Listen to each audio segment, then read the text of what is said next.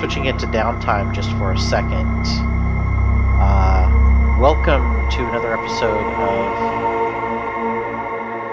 Rollin' Solo with Game Face Killa. I had a whole stream planned. Everything was kind of set up to go, and I was kind of getting ready for a normal day, and then all of a sudden, it's big news in one of the main games that I kind of started this whole stream about, which was the Lord of the Rings adventure card game. It turns out that the big news out is... Oh, music is very loud? Okay, sorry. I do need to turn the volume down. Let me know if that's better. Hopefully that works better. Let me know if it's still too loud. Thank you. Big news tonight. Besides having a new kind of updated look as far as the stream goes, I'm testing out the Twitch Studio beta right now, so I really like it a lot. There's a lot that I can set up that makes it seem a lot cooler. But other than that, the big news, of course, is that Fantasy Flight Interactive, the company behind the one and only game they've released with Fantasy Flight Games, has shuttered its doors. Thankfully, Jofo just told me this news because I don't know if I would have even known that tonight. But it's pretty sad that everything's kind of shutting down. And I believe that they're not going to have anything new come out. They'll continue to support what is out, which includes co-op. Thankfully, came out before they shut down, but there won't be much to do once you beat all the stages of co-op. So I kind of decided to take a little break from Lord of the Rings because it really the most fun way for me to play and probably stream it is going to be streaming it co-op. So I think I will continue to, whenever possible, play with Jofo's as a co-op in co-op mode. But other than that, I'm not sure I'll keep streaming it single player because there's nothing else coming out for it. So I think I'll just hold off on that and just play it on stream co-op mode. And speaking of co-op mode, we are talking about Jofos and I possibly doing a Sunday stream on a semi-regular basis. Well, we can still you don't have to uninstall it just yet. We can finish the campaigns, at least try each one. It's annoying, but it might be kind of fun just to at least check out the ones that are out. I don't think we have very much left to check out. There's just the 2 quests and then the encounters, and that's about it. Nothing much else to check out. But it is a little frustrating. I guess I'm not so much as depressed about Lord of the Rings shutting down as I am about the potential of what could be after Lord of the Rings. And, of course, also sad about what Lord of the Rings could have been. I think we've kind of talked about it on the stream before, that I think one of the big mistakes was maybe not doing what the company who is making, I believe it's, I don't want to say the name of the company incorrectly, but the company that's making Gloomhaven, I don't want to say their name incorrectly, but unfortunately they seem to have made a better step forward in a video game adaptation in terms of just basically porting the game straight over rather than trying to create a brand new game with all new mechanics, and then of course having to play test and get everything balanced that whole time. I think that was probably a little overwhelming for Fantasy Flight Interactive to try to do that with Lord of the Rings right off the bat, when they could have just simply created a digital version of the board game or the card game and brought that over, and then they could have just modded basically created the art, ported in the art for the content, and you got the game. And if it was a 4-player co-op, you'd have people playing it a lot. But they kind of took a harder route, and I think it probably took them too long and wasn't as balanced, or wasn't really what people wanted as much.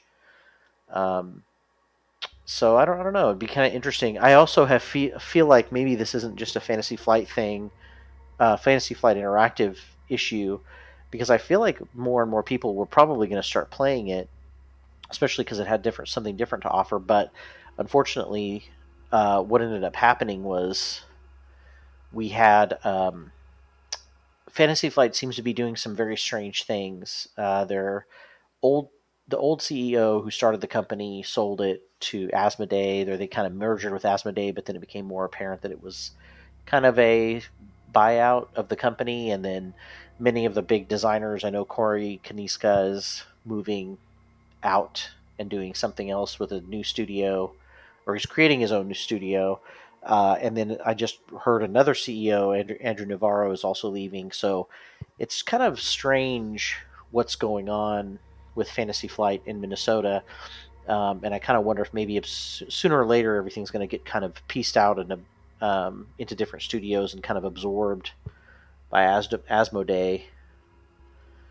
So yeah, I'm not sure digital games as far as Fantasy Flight goes. I mean, I feel like they had a real potential with this company.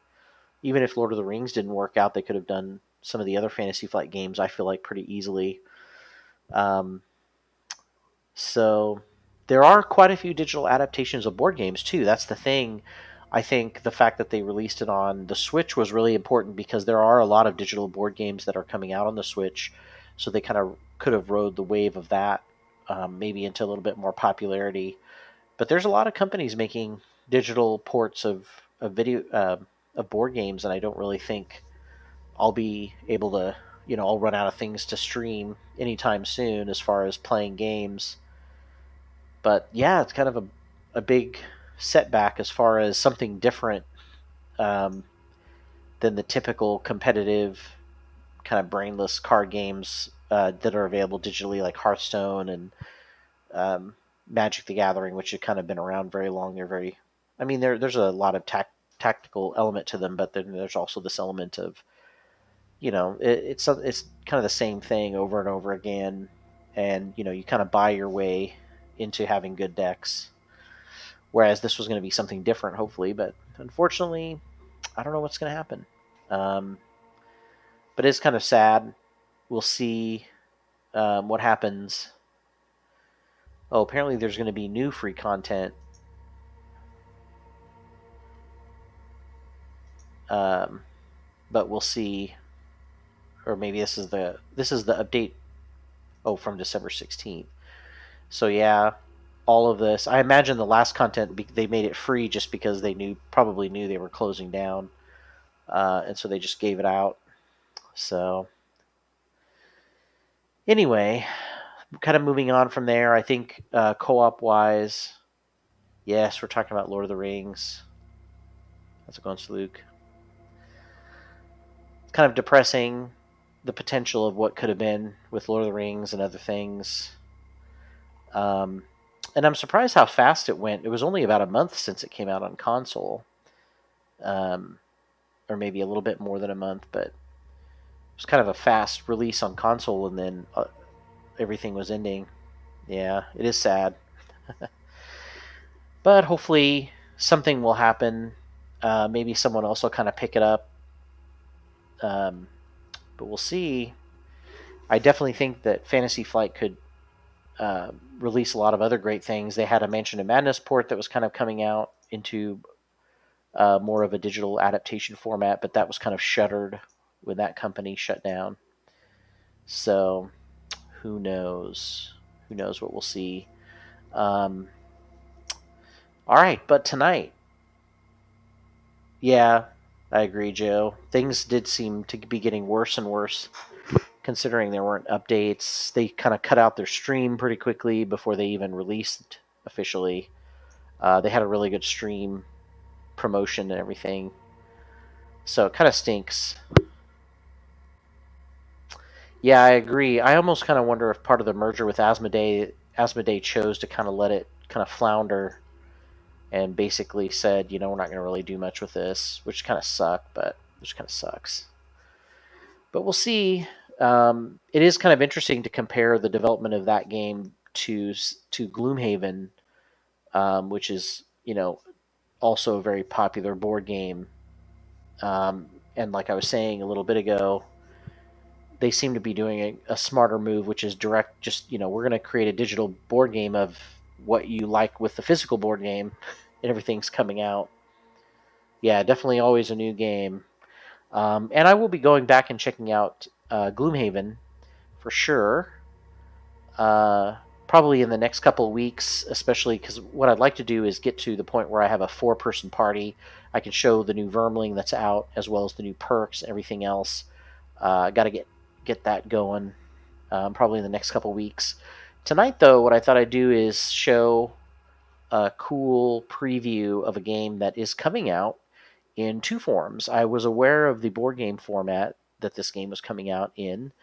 I'm a big fan of this company, and they seem to just be batting 1,000 when it comes to Kickstarters. They get millions in funding for almost every Kickstarter they do. I jumped on board with Nemesis, which was one of their first big board games they released, and I love that game. It's very addictive, very immersive. It feels like you're playing the movie Alien. Basically, if you have a chance, we did play that on Tabletop Simulator. Yeah, it is pretty intriguing. And then right after Nemesis came out, they kind of had an advertisement for Tainted Grail Kickstarter, and of course, it's made millions, broke a lot of records for them. And they released, said it was coming out soon. I went ahead and decided to back it. Of course, they had great packaging, great models, miniatures. Uh, and then the more I read the story, the more I thought, oh, this sounds really cool. It basically takes place in the world of Camelot, but it's sort of a dark gothic version of Camelot where evil has settled into the world and there's very little goodness left. All of the good knights have been destroyed or lost and no one knows where they are. There's a lot of mystery that's kind of surrounding what happened, and all that's left are like the second tier knights, and that's where you come in. Yeah, Salute Nemesis did has done really well. I think it's just now finally available in game stores as a regular box board game. So I highly recommend getting that game if you love immersive thematic games. It's kind of got the best of everything of what I love. It's co-op, but then you could play it fully co-op, but then you can also have a betrayer element, which is a really fun psychological component in games. And this game seems interesting too. I wasn't even aware that they were doing a digital version of it when they sent out invitations to the beta for people who had backed the Kickstarter. So I am going to be, hopefully there's not any, copyright infringement as far as streaming this early. I mean, they released it, so I guess I'm streaming it. We'll see. But we're taking a look at Tainted Grail. I can't remember if I can hit continue or start, but I'm going to go back and start.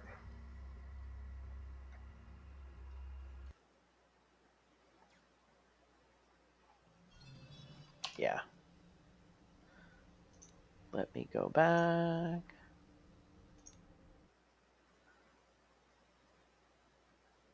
And of course, I closed it. I thought I was just quitting back to the main menu. Okay. So obviously, one of the things is this is an alpha of the digital game. Didn't know it was going to even exist, and I'm not even really. What's funny is I don't even have the Kickstarter of Tainted Grail. It's kind of been being released right now in batches. I'm supposed to be getting it at some point, but what's interesting is that I'm not even really sure. I haven't read the rule book or anything. I'm not sure how much of an exact port this is, or a little bit of a modification. Um, is dying. See a little cutscene here. Its barren fields provide little food, and its crumbling walls offer no protection. As the power of the guardian men here fails, the weirdness creeps ever closer. Twisting places, creatures, and even space itself. Despite this, the people of the Farmhold refuse to leave. Instead, Lord Yvain led 4 of their best on a desperate mission to Camelot. They promised to bring back help. They never returned. Now those left behind are growing desperate. They will try to bestow the burden of their fate on someone else. New heroes, with an even slimmer chance of success. Yeah, it does have a kind of a cool. Already, production is pretty good. So there are some interesting elements in this game. I've played through it once, and there's some really cool. Yeah, the story is very depressing. Second tier warrior hero doesn't sound very hopeful. So I can play Bayor, a local smith known for short temper, incredible strength. He does his best to conceal a festering, unhealable wound in his side that he received under mysterious circumstance. Ile is an outcast whose entire family perished in the weirdness, which is that sort of evil fog that seems to drive people insane if they spend too much time on it. And it keeps pushing in on civilization and makes the world smaller and smaller for the normal people who are left. She makes a modest living supplying healing herbs and roots to the locals. Now, it does warn that in future version, characters will have completely different skill sets, but for the purposes of this tutorial or alpha demo, both characters have the same combat skills, so you're really just kind of picking gender. I'll pick Bayor. You've been sitting in this dark hall for the better part of the day. The bitterness of your ale, a good match for the bitterness of your thoughts. Yeah, it's very dark. All right, so you get a little bit of story here. They found you insufficient. They left you behind like a broken tool. And then not all of it has been voice added. The wound in your side suddenly throbs and you punch it in response, pain and rage overwhelming you for a moment. Only then you notice one of the farmhold's guardians standing in front of you, his mouth agape. So there's a little bit of a choose your own adventure element to it. I'm not sure exactly how much this changes what happens in the quest or in the story. I'll be angry. You want some of the medicine too? He steps back in terror but does not leave. I am sorry, but it's your turn to lay an offering. Alright. So I've got a new quest. The godforsaken offering. It was not your turn today, and even if it were, you know the truth. The Menhir's protection won't last. So the Menhir are these guardian statues that require payments, sometimes sacrifices, in order to keep the weirdness fog from overtaking the town. Oblivion stretches its icy cold hand towards Connacht Farmhold after claiming many other parts of Avalon. I'm not sure what the difference is in the text color. I believe that the white text color is more information, but not necessarily pushing the story forward. It's just give me a little background if you want it. So I'm going to ask them what the offering is An about. offering to our guardian Minnie. Have you been outside? The weirdness is close now, and Farmhold's ledger says you're next. Please, don't cause any trouble.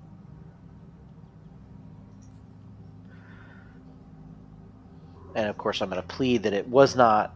The ledger must be incorrect. It's not my turn. Right. You changed our ledger. You are now first on the list. So apparently, someone changed it.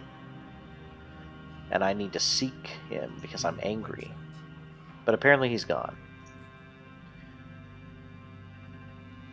I'm trying to figure out if he went into the weirdness. He's from bloody Camelot. We are not to question his methods. Please, just go and see to the offering.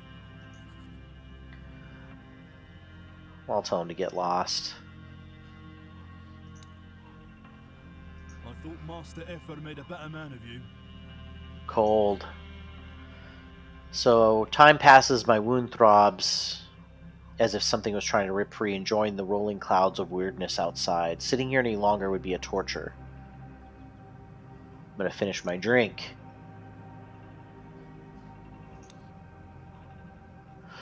So there's some pretty basic role-playing elements in the game. For example, I have a quick set of quick slots on the bottom of the screen. I can drag and drop items from inventory to those quick slots. And I definitely want to do that with what are called the weird candles. They're things that I can journey into the weird fog and keep it at bay from poisoning me. I can hold down the Alt key whenever I want to look at locations where I can walk and visit. There's going to be some icons on the screen that are going to show up. At the top of the screen, there's 4 icons that lead to things like my quest log, my character sheet, my inventory, resting, and then of course I have skills that are useful on the map. And I'll have to highlight those. I'm not exactly sure what those skills are. And then my character portrait has my hit points, my endurance or strength, and then my sanity. And sanity is what goes down when you're out in the weird fog. So there's different controls like zooming in and out, yada yada yada. Okay, so I am standing here by the menhir. You can see the statue here that's protecting the town. As you can see here, all around the outside, you got the glowing fog that is in danger of taking over a very small amount of village left. I've got several places I can go and visit, but of course, one of the main places I was directed to was the menhir to give an offering. Eventually, it looks like there's going to be some town management you'll be able to do, and what's really cool is the idea of this all being integrated into the board game as well. I'm not sure how much of it will be, but it'd be really cool if you had a little bit of role-playing element, a little bit of town management. You can confirm moves, but basically, if you click anywhere, you walk right to it. The local menhir now towers above you, weathered and cracked, its ribbons flapping in the wind. The thought that this tired old thing is the only protection from pure weirdness outside of Farmhold sends shivers up your spine. Huh. Oh, it's my resolve, I guess, is my second stat. So there's health, resolve, and sanity. Now, health is obviously reduced when you get into combat. I'm not exactly sure still what resolve has to do with, what the stat has to do with. And of course, sanity is reduced when you're out in the weird. The only thing that will keep the weird away are the weird candles, and those are only temporary, so they kind of burn down after so many turns. And this is a turn-based game; you can only move so far. It's just like a board game, in other words, right? You take your turn, you can only move so many places and interact so much, and then eventually you have to end your turn. When you're out on the weird, that's important because your candles burn down every turn, and you only have so many. So you've got to make sure that you plan carefully where you want to go, um, and don't waste it, because once you run out of candles, then you're just basically going to slowly reduce your sanity until you die. So the local menhir towers above me, weathered and cracked, its ribbons flapping in the wind. Oh, this is just what she just said. Menhirs were raised by Merlin. Merlin himself in the Age of Conquest, are said to have different appetites. The one before you seems to best respond to fresh blood, and its thirst is not easy to quench. Joe, I wouldn't say it's very much like Divinity. It's much more like a board game. Um, you'll kind of see it's not turn-based just in combat. It's turn-based in the whole world in the game, and you only really have to worry about your turns when you're outside of the town in the fog part. But there's a lot of differences. Combat is also very much game-like as well, board game-like, and I'll show you that here in just a second. So this menhir in particular is interested in blood. So I can either look for a sacrifice or spill my own blood, which would, it says here, reduce my health by 60. I don't really feel like looking for a sacrifice at this time, so I'm going to gouge myself, and the stones drink greedily. You feel the menhir's power surging.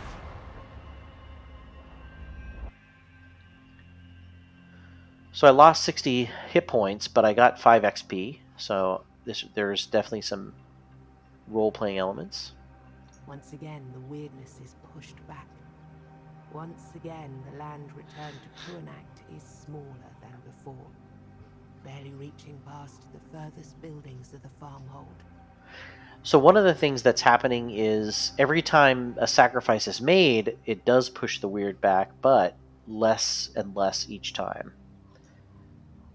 So there's this sense of eventually there's not going to be enough. The bystanders disperse. I sit down to catch my breath. Many people are heading to the mead hall to raise a toast for another sacrifice. New objective. But as you contemplate joining them, you notice a smaller group of villagers moving toward the abandoned houses at the edge of the farmhold, now safe from weirdness. You catch some words about the wealth they're hoping to find in homes that belong to champions of Yvain's expedition. Might be a good idea to see what's happening over there, especially since the knight who rules Connacht does not seem to be around to stop the looting. Okay. So now I can click on the men here again, but I'm not going to be able to do anything. I can only leave. There is also some other resources and statistics that are important about the character. I can get wealth and money, and then I can also gather resources, which they use a log symbol, but I suppose it's just a general term for all kinds of resources I can use to build things. I've got a key to Airfear's Forge, which is, I think, where the townspeople are headed, maybe to do some looting. I've got some me that restores sanity and resolve. And I've got food that restores health and resolve. It's interesting, the sanity, they seem to be using a couple different sanity icons. Alright, so I can go to the marketplace, check out the well, go to the mead hall, but it looks like many people are going to maybe loot my former master's home. He didn't take me with him, but still feel a little bit of loyalty. So I think I'm going to go check that out. And you'll see I've got a dotted line, and I'm spending movement points. Once I use them all up, it'll automatically shift to a new turn. The people gathered in front of Airfear's house argue loudly. Some of them are trying to stop the others from breaking the door down. It seems like the crowd wants to loot the house before the weirdness once again cuts it off from the rest of the town. As much as you hate the idea of robbing your friend and mentor, you can't deny that Airfear... Yeah, Uber, it's a pretty cool game. Like, right now, it's a little... it takes a little bit of getting used to and jumping into, but especially stick around for the combat. That's an element that I was like, as soon as I played it, I was like, if this is what the board game's like with combat, I'm going to be in. It's pretty cool. I cannot deny that Earfear is most likely dead. Exactly, stay for the turn-based. Uh, Even if he isn't, with the weirdness clouding roads and trails, he'll be hard-pressed to ever return. So I'm going to try to... Ooh, I can step aside and let him in to loot.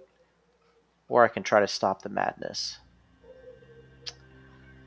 And it seems like I'm trying to tell them that there's nothing useful with his tools anyway. That seems smarter. So one of them finally speaks. They look at each other. They say, yeah, your Earfear might come back. He wouldn't leave his forge to this loser of an apprentice.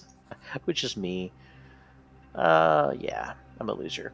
The crowd starts to disperse. I keep looking towards the door, hand in my pocket, resting on the old lead key Airfear gave you. I decide to go in and get some of the more valuable tools before the weirdness encroaches back.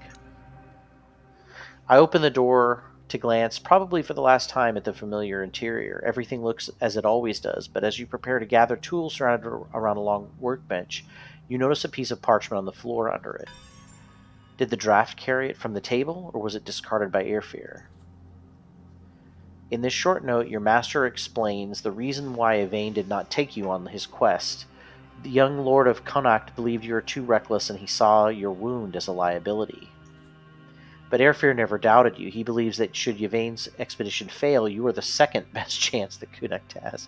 Kind of reminds me of Hot Shots. You're the best of what's left. As you finish the letter, you're overwhelmed by sadness, but also pride. You put it in your pocket and quickly finish your work. It's nice if somebody has faith in me. So it looks like I got a broken hilt of gray blade and a rusted chest plate. I should probably go to the mead hall before people start suspecting I'm looting the place myself, which technically I was, but this was hopefully my stuff. Alright, so I completed this part of the quest. One thing that they don't tell you is that you want to definitely make sure that you... Okay, so it looks like what my third skill is, my resolve. I can use it on these skills anytime on the overmap. One of them is Perseverance. I get a 20% increase in damage and armor for 7 turns. The other is Dominating Presence. I can scare nearby foes, reducing their triggering range, so I can kind of sneak by them more easily. But those, of course, cost resolve. All right. I'm also hurting for health, so I need to try to find a way to get my health back. I do have some items I could eat, but I'm going to try to save those. And one thing they don't tell you is when you get this armor, and even though it says they're busted, they're better than nothing, and they're better than what I have right now. So I'm going to go ahead and equip them.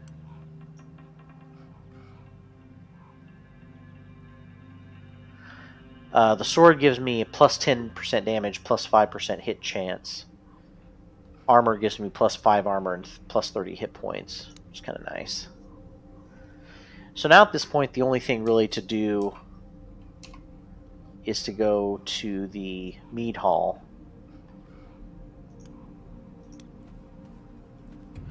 And see, you'll notice right there you saw an hourglass. And when you cross that hourglass, you've reached a new turn of the game.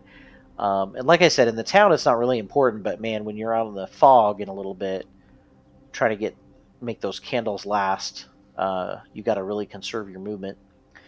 The moment you enter the mead hall, all eyes turn toward you. Some of the people you met by your mentor's home are here. In front of them stands the maimed knight himself. You were able to talk sense into these people, to hold things together when tempers ran high. Good. I shrug. I don't like where this is going, and I don't trust this man. You might just be the person I was hoping to find. Someone who could handle an urgent task. Guards, escort everyone else outside. I grasp the letter in my pocket. Your mentor asked you to step up, but what if they were wrong? I'm alone with the knight, trying not to look at the bandages covering half his face or to think about the unsettling stories you've heard about him. I kept watching you today. I needed to see how well you deal with hardships and obstacles before I tell you the truth. Ooh, what's the truth? I can guess and say, is it that the Menhir's failing? I can nod and listen, or I can say, is that why you put my name in the offering today? I think I'm going to continue to be a jerk. Is that why you put my name in the offering? The time is short. I couldn't wait any longer, and you seem like a best bet. He points to a letter in your hand. And this proved I wasn't the only one to think that. Do you want to hear the truth? I'm assuming I can guess this. The truth is that the Menhir's failing. Is he attempting to smile with the unspoiled half of his face, or is it an angry grin? It would seem the secret is even worse kept than I imagined. Yes, the Menhir won't last much longer. How do you know? I felt it when I made the offering. Another proof I was right about you. He sighs. Lord Yvain left me in charge of this farmhold. I thought the task was beneath me. Turned out it's quite the opposite. He looks at his bandaged hands and then turns back toward you. I cannot travel outside anymore. Will you help me? So again, I think this is additional information if you want it. Are you who you claim to be? Are you really from Camelot? With a K? His eyes become distant. Am I? Can you be sure of anything after you went through the weirdness? I don't know. Some people of the town believe you sent Yvain on some fool's errand just to rule in his stead. Ooh, ingrates. I'd relinquish this position in an instant if it wasn't for that oath that binds me. So now I can finally ask him, what do you want me to do? I have to find a way to strengthen the Menhir and buy more time, so that Yvain may finish his quest. Blood is not sufficient anymore. We need another source of power to lay at its feet. So I can ask him about where to look. The clouds of weirdness are still just outside the town. It's impossible to travel.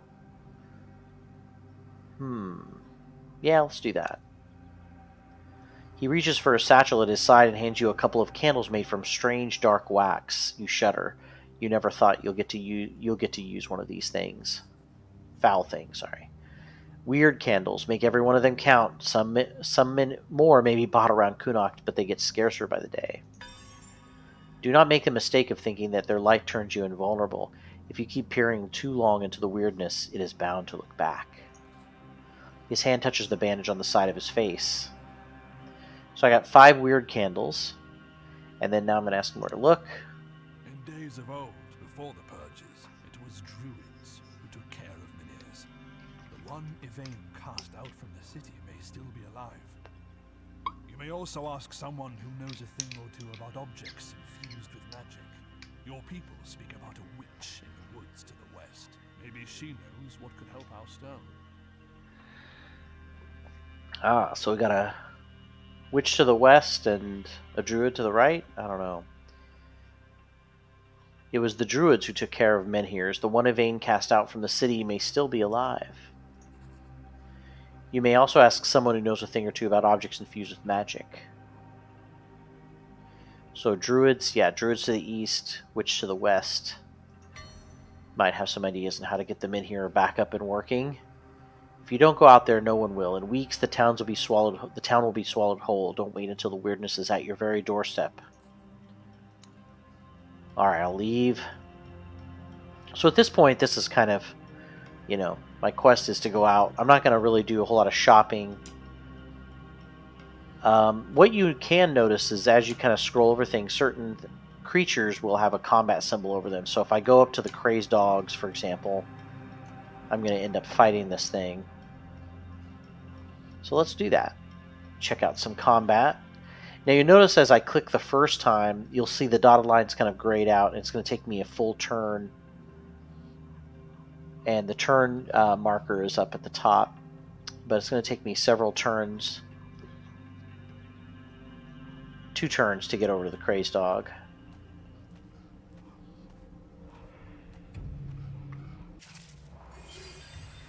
Okay, so when I go into combat, it's going to look a little weird. Basically, I think how the board game works is these are all cards, and I think they're kind of normal card shape. They might be kind of this diamondy shape a little bit, but anyway, what's really cool about this combat system is it's really like a card-based combat system, and you're playing against an AI opponent.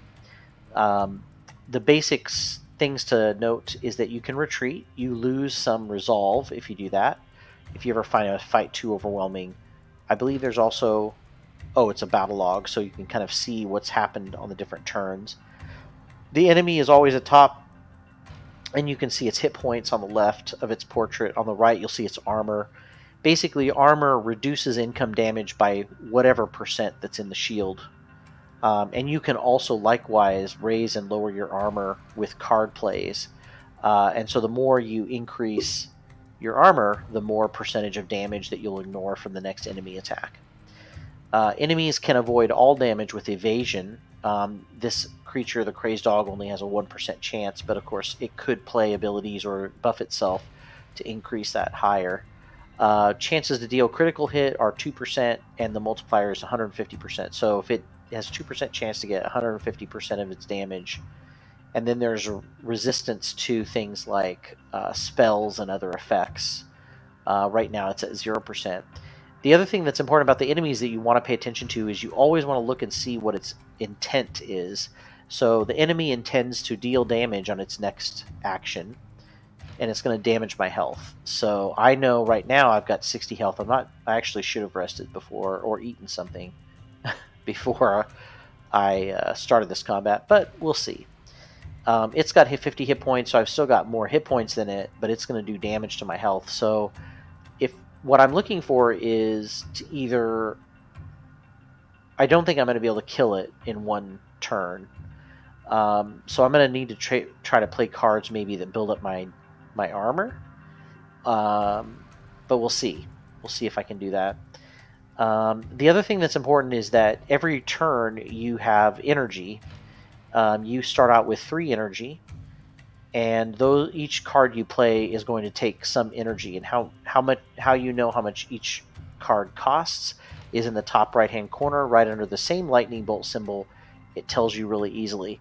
So you'll see that some cards cost 1, some cards cost 2, and some cards cost 3, all 3 of your energy. And depending on the type of, obviously if you use 1 energy, you could play 3 cards. If you use 2, you can play 1 other card that's 1, and obviously if you play 3, you're only going to use 1 card. The other thing that's important about each of the cards, you'll notice that they are colored either blue or red. Red is much more about combat and damage. blue is much more about status effects, building armor, maybe even possibly healing. And each time you play a card, the other thing that's really cool is on the left-hand side, you'll see that it has a glyph charge. Some cards, not all cards. But for example, this defensive stance has a +4 glyph charge. What that means is that's going to charge my blue wolf meter up by 4. And then once I reach 10, there is a passive effect that's really cool. Or I can actually spend all 10 of the glyphs for a one-time powerful effect, and then I can start building glyphs up again. The red is the brawler. So there's the fighter, which is the blue. There's the brawler, which is the red. Once I build it up enough, there's a passive effect, and then I can also trigger the once I have 10 runes built up, I can trigger it for a big one-time effect. The big effect of the brawler is that all of my red cards cost 0, so any cards I have in my hand I can basically play if they're red. So I would play that if I draw a big hand of red cards, and their damage is increased by 100%. So it's basically a way to deal a ton of damage. The passive, if I don't use it, is that for every charge I use, it gives that card 10% extra damage. So the first one's only going to be 10, the second one's going to be 20, then the last one's going to be 30. It's a pretty good passive ability. Then, if I use Fighter, I can spend all 10 at once to gain 3 energy and draw 2 cards. So basically it's a way to have pretty much a whole second turn in a row before the enemy gets to go. The passive is that every time I use a charge, it gives me 3 armor, so it's like a slowly ticking up armor ability. There are many elements of this that are very reminiscent of games like Slay the Spire, where you're kind of building combos, and you have 3 energy to play different kinds of cards. And that's really pretty much the big things to worry about. I do have 1 debuff. I'm drunk, which I'm assuming might be because of my blood, because I sacrificed my blood, but we'll see. But unfortunately, it makes my evade chances much smaller. So now I have to decide, what am I going to play? Well, I could play my big -3 energy card. There's no runes. It does 28 to 49 damage, so it's sort of randomly generated damage, but it does lower my armor. I don't really know that if I want to do that, because I'm kind of hurting. I want to try to build my armor. Swift Strike adds 2 glyphs, costs 1 energy, does 8 to 14 damage. Softening Blow has no glyphs, costs an energy, does 4 to 7 damage, and if the enemy has a negative status, it does 16 to 28 damage instead. So I want to save this until after I've got a negative status effect on him if I can. Then there's also this really cool feature of this card play too, where it's called Momentum. And basically, if momentum depends on what the next card is going to be. So if I play this card and then the next card, if it's not red, I get to draw a card. So this is a really cool card to play if an enemy has an effect and then you're planning on playing a blue card next. Defensive Stance gives me +4 glyphs, which is about halfway to my glyph total I want to get to. It does cost 2 energy. It does 3 to 5 damage only, but it resets my all but blue charges. And I'm assuming that means glyph charges. So that's a downside. I don't want to do that if I've got some red charges. But it does basically give me almost half of the necessary blue charges. And then the momentum is, if my next card is blue, I do heal 10%, or it looks like 15 hit points. That might be worth playing just simply to get the hit points back. And then I could play this blue card after to heal. It lets me draw a card, and then if the next card is blue, I get to draw a card. Now what's awesome is, even if I play this on the end of my turn, I still get the momentum, and it'll put a little reminder that if I play a card next turn and it's blue, I get to draw a card. So I'm going to play this card first. So a lot of times if there's one enemy, you just have to click on the card. If there's more than one enemy, you actually have to select who the enemy is. So you'll notice my glyphs went up by 4. I did a little bit of damage. 7 damage to the crazed dog. Ooh, and I got a critical. So now he's down to 43 hit points. And then and you'll notice my energy went down to 1. So I can only play, you'll notice this card's grayed out because I can't too much cost. I could play any red card I want to, but I do have this ability here that tells me, you'll see down here there's a momentum section that reminds you, hey, if your next card is blue, you're going to heal. So I'm going to go ahead and play that. And so I healed up to 75, just like it said, 15 hit points. And this momentum will stay here as a reminder that if I play a blue card my next turn, which I don't have any, then I get to draw a card. So I'm going to end my turn. We'll see what he does. Okay, so he did 8 damage to me. Not bad. It looks like... I'm trying to decide. It seems like I kind of just drew... Maybe it just drew these into my hand in a weird order. But I think I keep the same cards I had, and then it drew 2 new ones, which both of them were blue. Now, obviously, you'll notice I'm building my blue glyphs up, so it would be kind of advantageous if I could keep building up blue. And this first blue card, which I need to play one so I can draw a card, this first blue one does give me another blue glyph, so this might be worth playing. It does damage, and then some of the damage comes from my armor. The next card has a chance for a critical hit equal to my armor. So this is awesome. If I can keep my armor up. Okay. So no matter what I play, and I did get to draw a card, so now Cleansing Blow removes all negative statuses, so this could be good to get rid of my drunk. And then if the next card is blue, it costs 1 energy less. Which is nice because basically what I'm going to be doing is playing this blue card for free. So I'm going to go ahead and play that. Removes my debuff.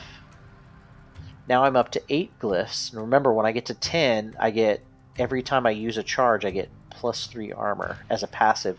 I can also spend it at any time to gain 3 energy and draw 2 cards. So basically I get a second turn again. You'll notice that the cost of this next blue card changed to 0 because of my momentum. So I'm going to do 4 to 7 damage, gain 100% resistance. And then if the next skill has an effect, it lasts an extra turn. I don't think I have any of those cards.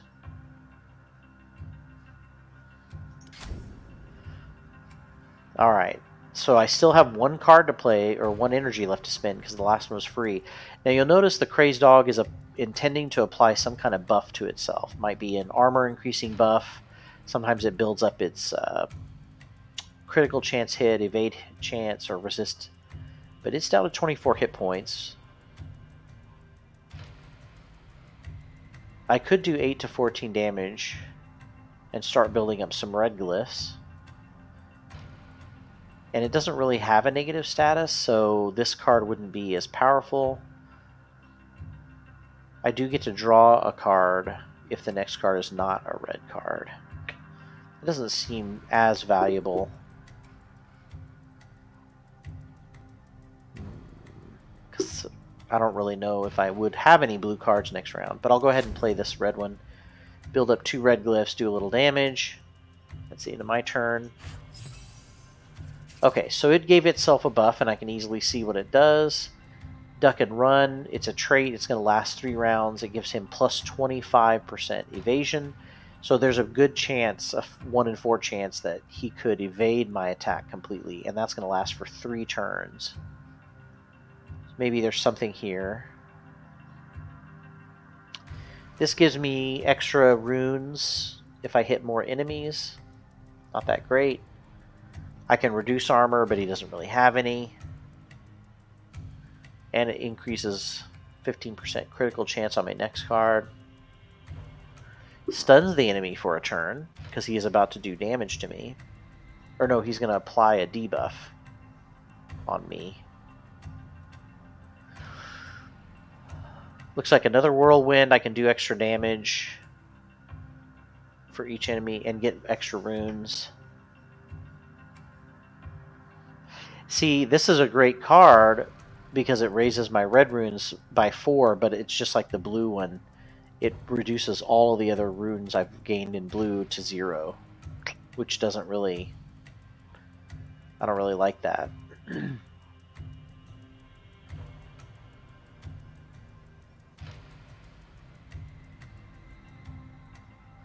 So I am going to stun the enemy.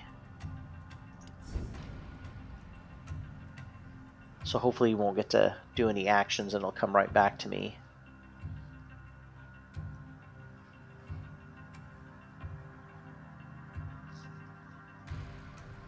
I'm going to save the armor reduction in case it gets any armor.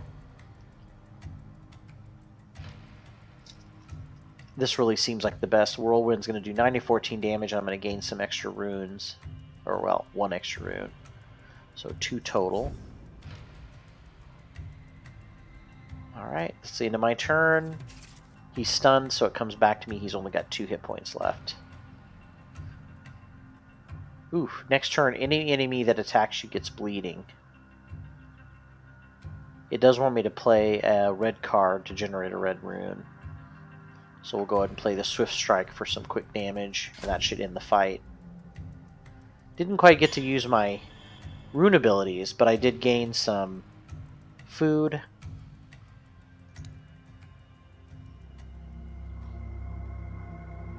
I feel like I should... Okay, so here's the inn. I'm gonna get some rest here. Though no travelers came through Kunakt in weeks, the inn is far from quiet. With Meat Hall open for certain occasions, it is the inn that lets people drink away their daily horrors. Let's ask for wares. So I can buy some booze, some food, some mead. Looks like all the alcohol takes away fear and gives me endurance or resolve. But the downside is you'll notice when in combat I wasn't as good at combat. I couldn't evade as well.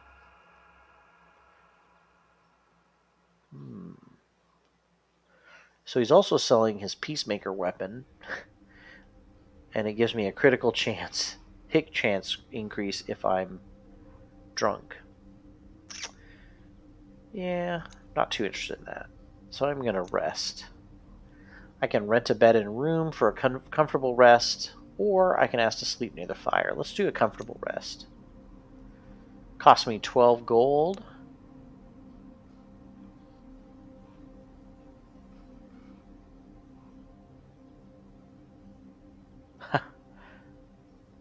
I was going to say, I don't think I have any money, so looks like we'll do a pull up by the fire for a medium rest.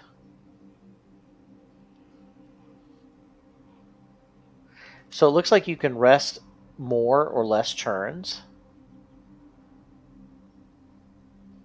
Man, I really do need to rest a lot to heal all my hit points. I'm going to rest for 3 turns. Let's get my hit points back. We'll go ahead and come down here and take care of this other crazy dog. And every combat, of course, your glyphs start back over again. Now I'm fighting 2 crazy dogs. So the cards I play are obviously, if I have some AoE cards, it's going to be better than single enemy cards. 4 to 7 damage if enemy has a negative status. None of them do. This guy is going to attack, and this guy's going to buff.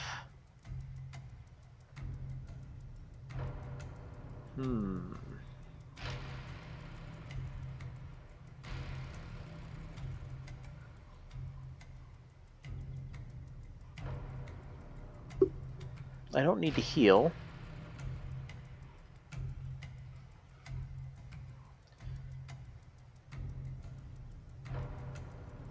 Okay, so we'll do some damage. And then if the next card is a red card, it will cost 1 less, which means I get to play an extra card, basically. Now, you'll notice that when I click on this time, now I have to come up here and actually select which enemy I'm going to attack.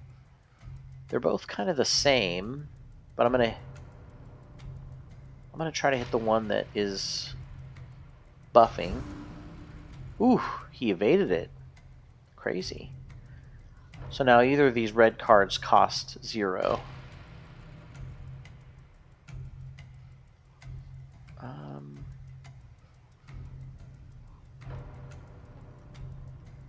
If the next card is not red, draw a card.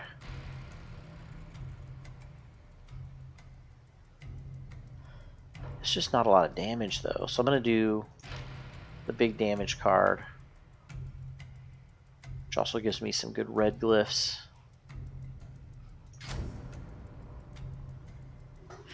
And then I'm going to give myself 10 armor.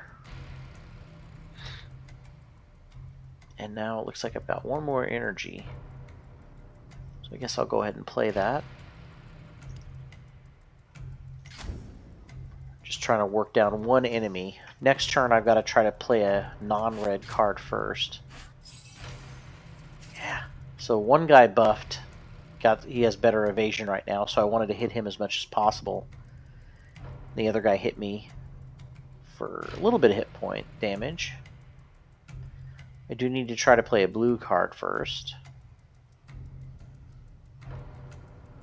I don't want to reset my charges, but this will let me draw a card. If the next card is blue, I get to draw another card. Ooh, next turn anybody that attacks me gets bleeding. And my next card has a 5% critical chance. I'm building up both glyphs here, which is kind of fun. So I can either draw a card, but I'm going to lose my critical chance if I don't do damage. Ooh, this lowers my armor, but it does a ton of damage.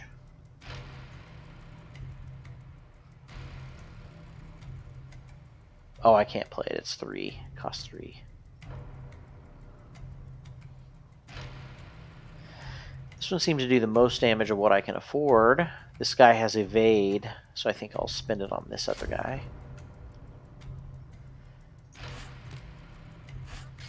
Ooh, so he debuffed me. Every turn I've got a bite wound. I'm going to take 5 damage. So I got to try to do something to get that debuff off. I probably don't have anything.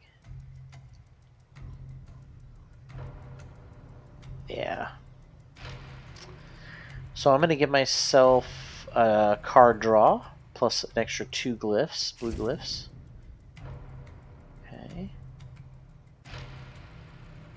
And you'll notice my armor is up to 26%. So if I keep increasing my armor, I can be negating a lot of damage.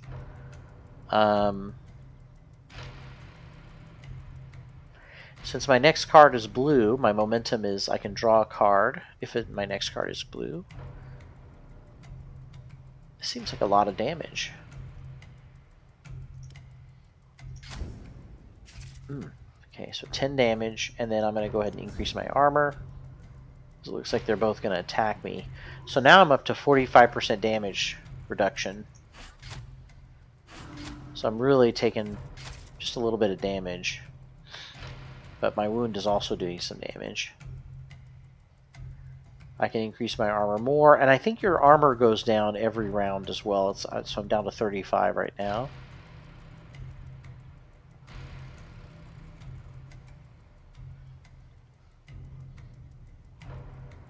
Okay, I definitely need to do a cleansing bellow. And then you'll notice my fighter glyph is completely charged, so I can basically take 2 turns in a row. But while I have it, every time I use a charge, I get 3 armor. It's kind of tough to decide. But I do need to take the negative statuses off. My next card is going to cost me 0.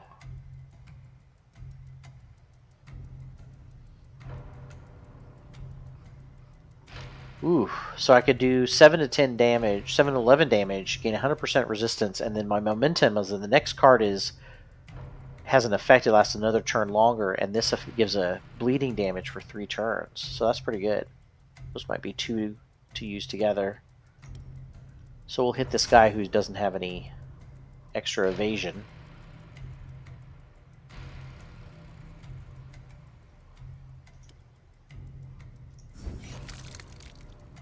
So he's got 6 turns of bleeding. So he's going to take 5 damage every turn. So he's going to be dead next round. Took a little bit of damage myself. I think what happens is if the enemy does damage to you, it does knock some of your armor down. I'm not exactly sure how much, but it does knock some down, and then that's why it's slowly decreasing. And they're both going to damage me again.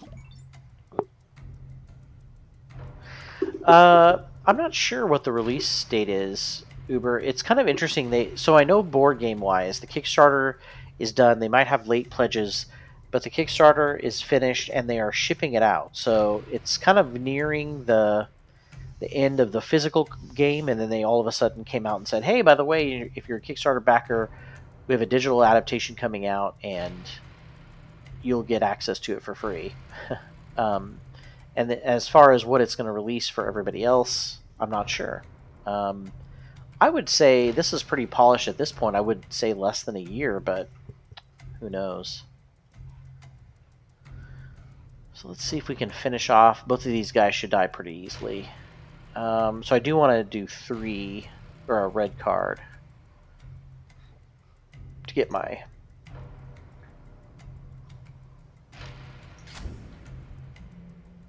red rune built up. So now with my red rune, I can spin this and all of my red cards will be 0. There's not a lot of red cards anyway, and this guy's about to die, so I'll just kind of keep going.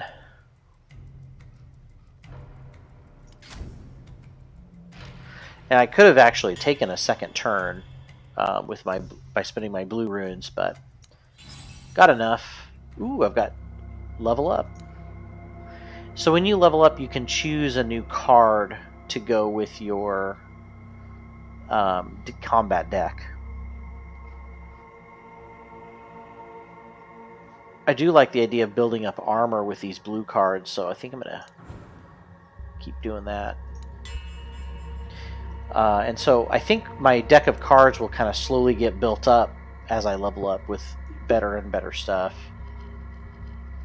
Alright, so obviously there's a marketplace. I can buy more stuff.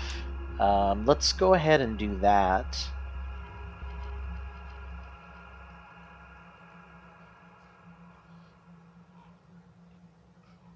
Well, let's check out the well on our way.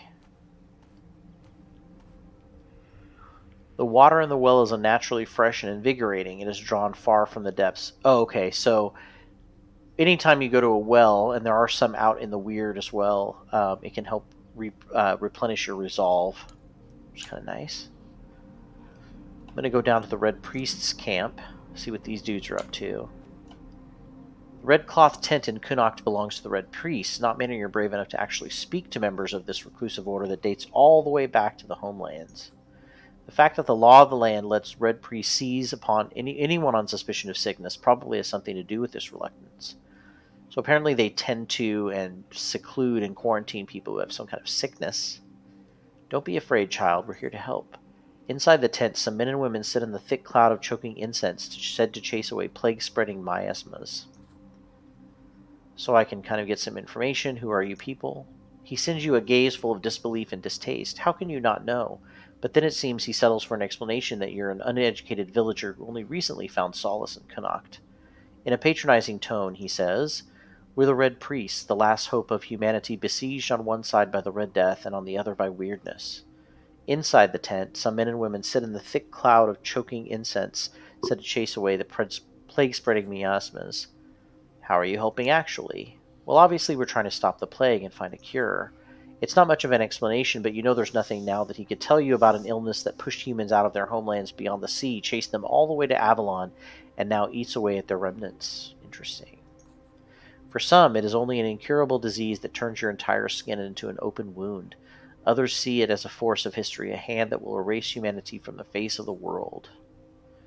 Well, yes, but how do you do that exactly? You see a mixture of emotions in the man's face. He's angered by your impudence, yet at the same time happy because of your curiosity. That's not something I can easily explain, not without breaking the vows of my order. The exact work is kept secret by my superiors, but if you're really interested in learning our ways, we are always looking for hired help in the Island Asylum. Island Asylum? Ooh, somewhere in the distance is the Island Asylum.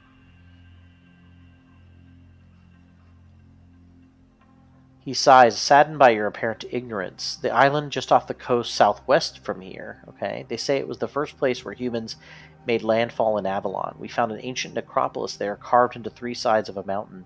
Overlooking a dark grove, we repurposed its halls and corridors as a hospital. The only way in and out of the island is by ferry. His spoiled teeth flash in a smile. If you bear the sign of the plague, there's no fee for crossing to the other side. Oof. Evil.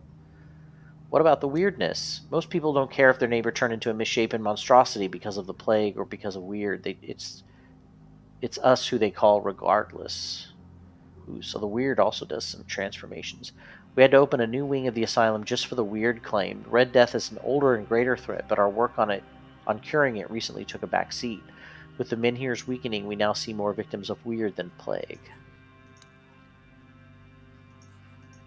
Oof. Okay, so nothing else to talk about here. So I'm going to go to the marketplace.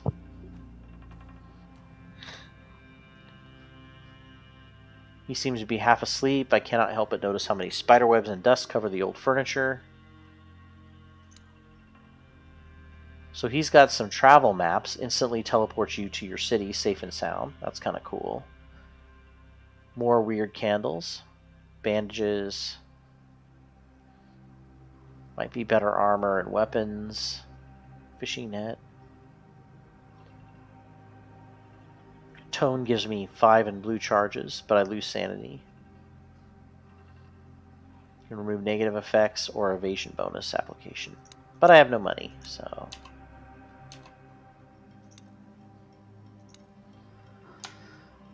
Alright, there is an observatory. So I'm trying to move down here and see where the old... Not exactly sure where...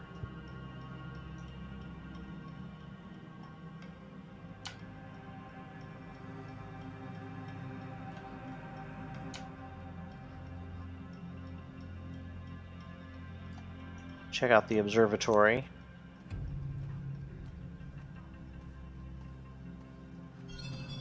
Oh, I started losing a little sanity because this is inside the weird. Climb the tower and light the fire. Lasts 12 turns, but I do need a resource to do that.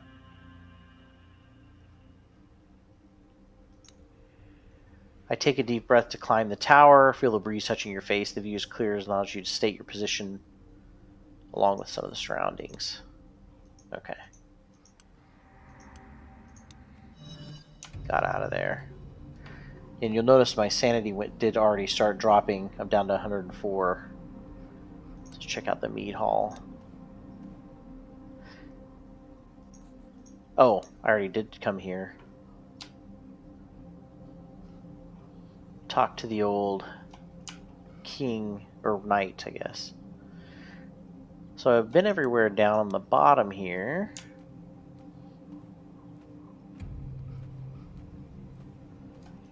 I can go to the hunter's hideout, and this broke.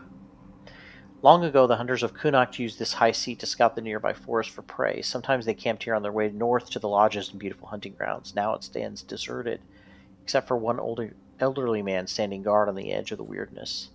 Who are you? What are you doing here? Me? I'm just one of the hunters who worked at the lodge, the fortunate one. I managed to escape in time. What do you mean? Look at me, I'm old. I didn't leave for the hunt with the rest, and when the weirdness flooded the lodge, I was still able to find my way home. Can I buy some food from you? You could if I bought anything. I had to eat something while waiting for my comrades, didn't I? Also, speak whenever you want about me being a hunter, but I won't go out there again. I'm done with hunting in the weirdness. Tell me more about hunting out there. The old hunter shrugs his arms. It's risky. Sometimes the meat's just fine, but sometimes... He gestures to a pile of meat drying on a beam above his head. You get this. You look at the meat, confused at first because it looks just fine, but soon you realize what the old man meant.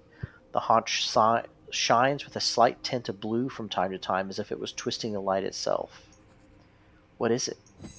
We don't know. We tend to throw it out whenever we find, because nobody in their right mind would try to eat it, right? But now that the meat is so scarce, I'm thinking, maybe I'll be able to get rid of the blue shade somehow. I got an XP. I can take some with me? Or tell him I wouldn't touch it. I'll take some with me. No idea why you'd want to do that, but knock yourself out. So I got some tainted meat. He damages my sanity, but heals me some wounds. So the rest of the hunters are still somewhere out there? I sure hope so. They were hunting near the Hunter's Grove. If they had a chance to see the weirdness creeping in, they would have run to the grove or straight to our lodge. It's on the way to the grove, a little bit to the east. So I can climb the tower. Okay, nothing else there. So we'll go to the Kunacht Broke.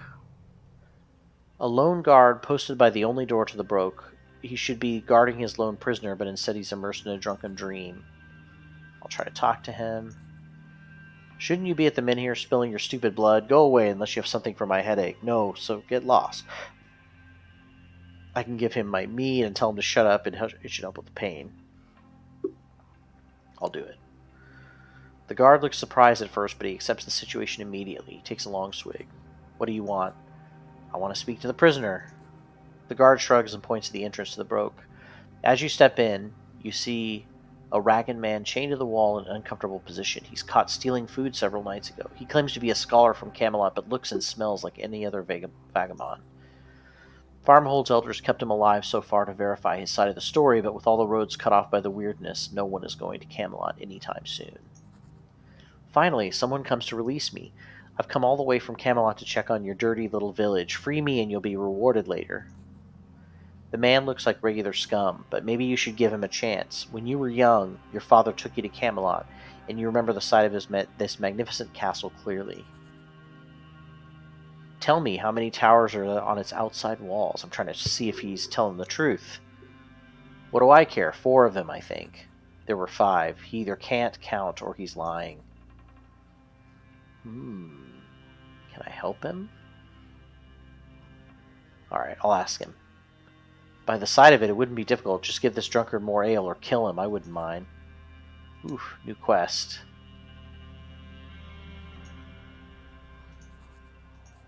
Well... Oh, I'd have to buy some booze. I don't want to ambush him. I don't really want to... Maybe I'll drug him, but I gotta get some money first. Alright, so I'm gonna go out the gate. I approach a pile of stones that used to be a gatehouse. Among the rubble, a group of men sits around a campfire. I assume they're guards stationed here to watch over the main road to Connacht, though most of them seem to have seen too many winters or too few. I can approach them. Oh, well, if I rebuild the gate, I'm going to need resources. Yeah. The guards greet you indifferently. They seem ill-equipped to face the dangers coming down the road. One of the older guards offers you, with a tired smile, a spare bottle of booze. There are alarmingly many empty ones scattered about between the rocks. Do I accept the bottle? It isn't wise to drink on duty. Let's accept it. So I got some booze. You sit with the guards and share a tale or two. Their spirits seem to have been somewhat lifted.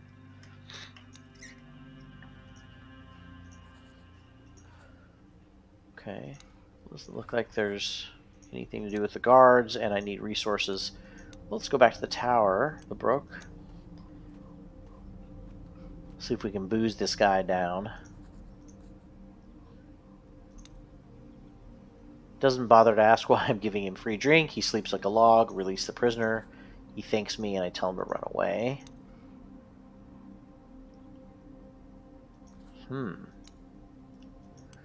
Well, I did another quest. So as you can see, I could go out to the north. Looks like I could also go out to the south.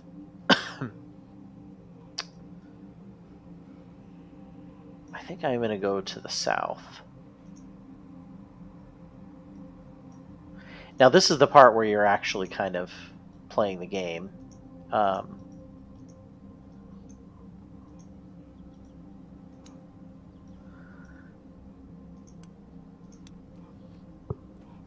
Because at this point...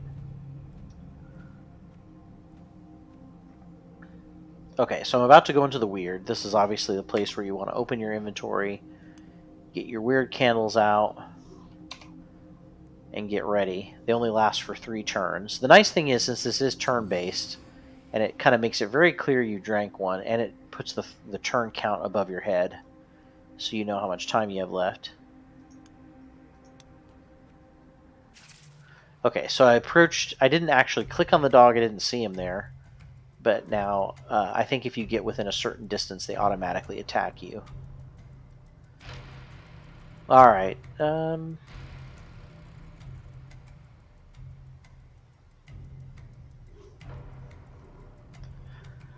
I think we'll kind of close out with this final battle here, just as I'm heading out into the wilderness. I'm going to try to build up my armor.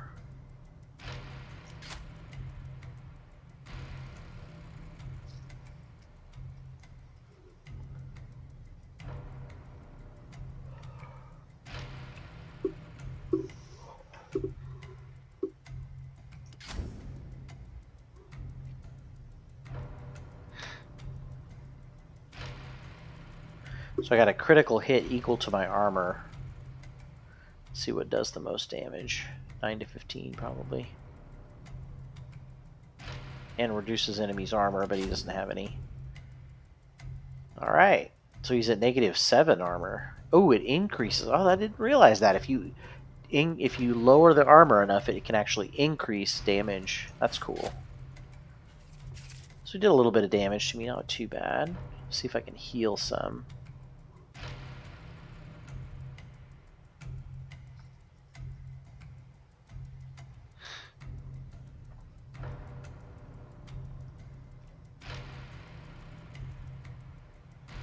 I kind of just want to do big damage and finish the fight.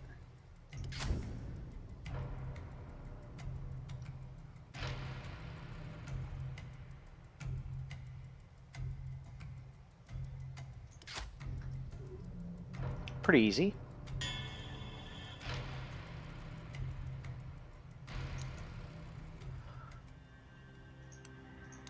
Alright. The nice thing that I like about this is, since it's turn-based, see, I already used one turn just walking in that far. So you really do use candles pretty fast. I do want to try to come over here and go to the druid's hut. But you can see there's lots of little things on the way as well. There's some resources, hidden wealth, resource piles. So as you're kind of traveling around... now I've got some resources. I could go back to town and kind of start to gather and rebuild the northern defenses. Here I've got a highwayman I can fight. Now I believe the fact that he is colored yellow means that it might be a harder fight than normal, and it's giving me that clue. So I think I'm going to just keep walking over to the druid's house. And it looks like he's kind of got a little bit of a temporary shield around his place. The many small stone cloacan looms in the mist. Over the years, you've heard many tales about the man who lives here. Some of them were used to scare the children of Kunokt. Soon you notice the smoke rising slowly from the hut's chimney. A group... See you later, Joe. I'm about to quit as well. I'm just going to check out the druid's hut, and that's it. A group of men set up their makeshift camp at the front door. It seems they're waiting for the druid to come out. Leader of the group looks at you from under his deep hood. His tattooed companions do not even honor you with a glance, but their unusual scars and crude clothing tell you everything. This is the Hill Tribe. Begone, this is your last warning. Approach, attack, or leave. I think I'll approach. People who are kind enough to warn you before they unsheath their swords are a rarity these days. You approach the camp slowly and calmly. Wasn't I clear enough? I haven't seen the hill tribes this close to Kunokt before. We do not wish to be here either. You think that's the end of it, but then the hillman speaks again. He tells you of the rolling clouds of weirdness and the hair-raising vistas of the sky, of creatures in the night that keep whispering just beyond the door, slowly pushing people to madness, of hunger and despair. I lose some sanity, but I get some XP. Though the story is spine-chilling, you see clearly there's something even worse he's trying not to tell. It's clear you're here to get help. What's the issue? Think you're smart, townie? Why would you care? There's a hint of annoyance in his voice. You're walking on some thin ice. I don't. I want to get inside and you're in the way. I'll help you out. You let me in? That sounds like a better thing to say. Blunt, good. The hooded man slowly stands up. He's taller than anyone you've seen in your life. His group takes a step back unconsciously.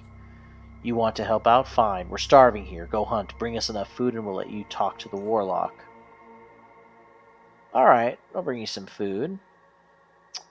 Ooh, I could give him the tainted meat.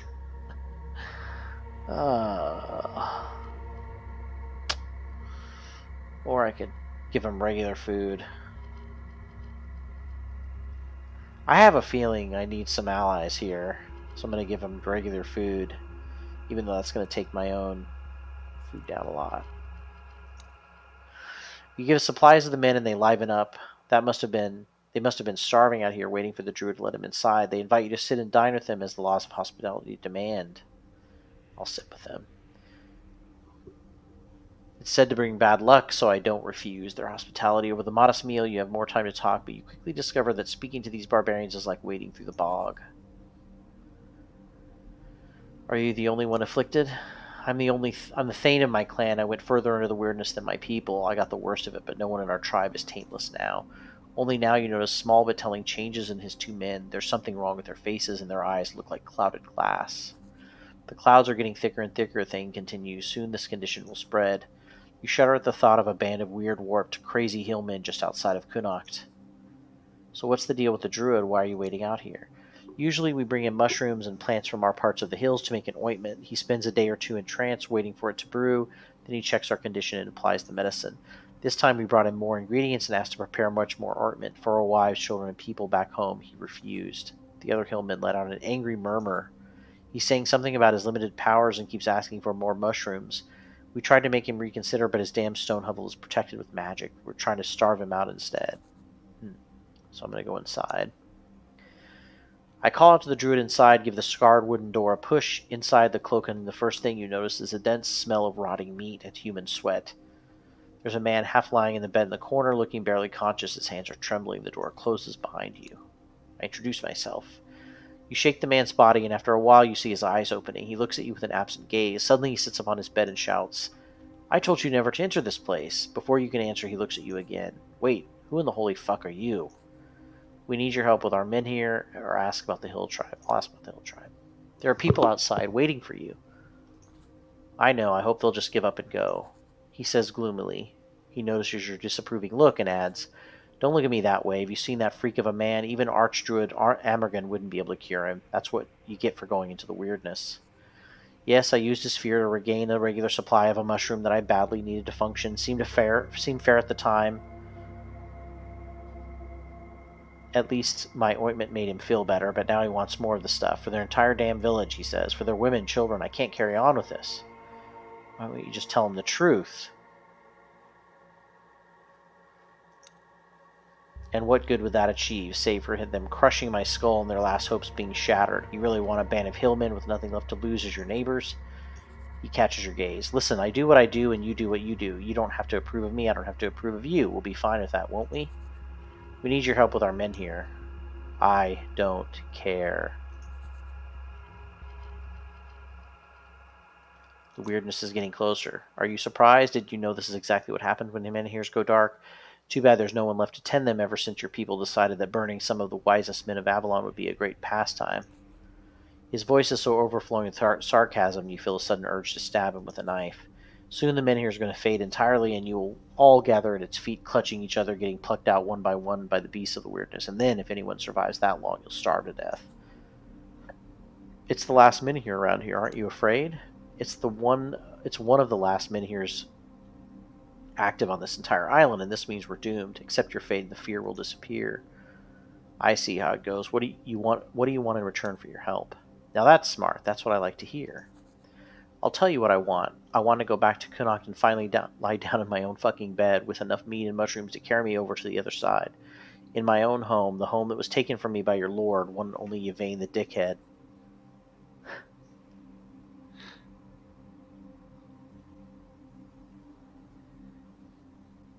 Okay, it's that hut. I see.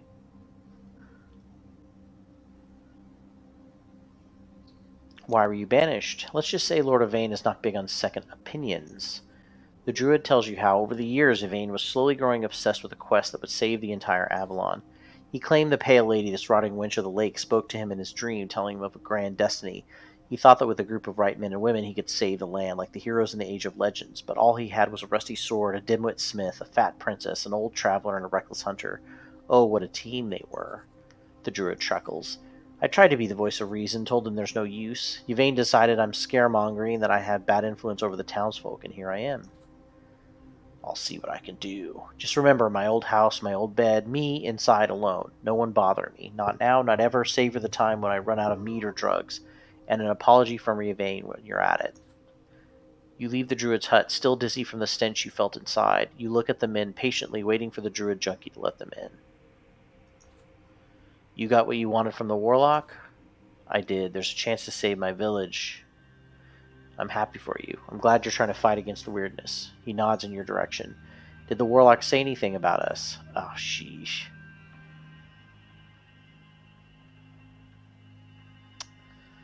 Do I be honest? They're going to kill him if I do. Dilemma choices. I'll be honest. He falls silent and sighs heavily. As he broods on your words, you realize he had to suspect something for a long time now. Yet the news still hit him hard. You use this moment of silence to slip away discreetly.